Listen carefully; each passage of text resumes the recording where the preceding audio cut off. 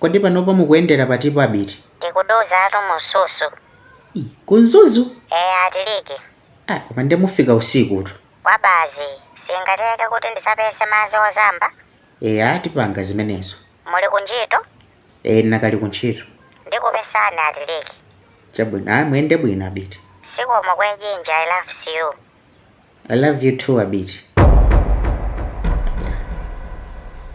Ndakuuza abititu ali kunzuzu apo pakuyendera kunzuzu ndikuti afike ndo usiku tu kwambiri.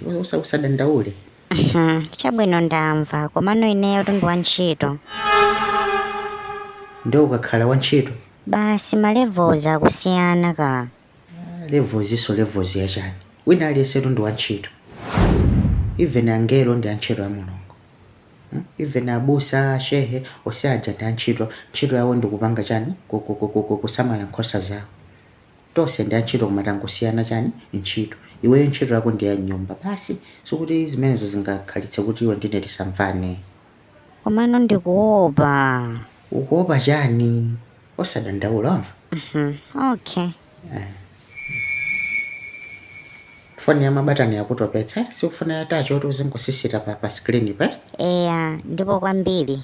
Ndikugulira? Okay. Ndikugulira? Oho. Masilipo nawo wamene ovala ndamene aja amachedwa kuti wantchito achena aja? Koma ndakukhala ndikugulira ina follow? Ambuye akudalitseni. Ichikuonekera mu dress mu ndi njani? Half petticoat? Usiya kuvala ndi chimwe chibwezi chimene chisuzivala ma half petticoat nsachikalekale wafa. Ndikugulira masailini wafa. Ja? Ndikugulira masailini. Cycling? Kodi mati cycling? Ndikugulira wafa. Ndikugulira dozen 12 wafa. Uzivala 2 weeks osabwereza wafa. Serious? Zikomo. Kathukuta kumveka kwa ndikugulira lawoni wafa. Mumdziwa lawoni?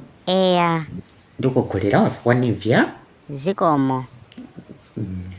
Ndeta sendeza roko kunditsamira pa ya. Osadandaula wafa. Iwewe uli ndi big man wafa. China chita chose chirani chizengo. Kodi mungolo osagogoda bwacho. Shikushirika ndishani muno. Basa abiri kodi masamanena tasondeza.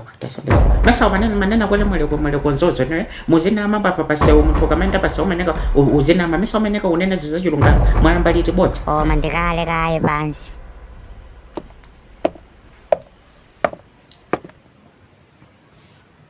Shikushirika ndishani muno.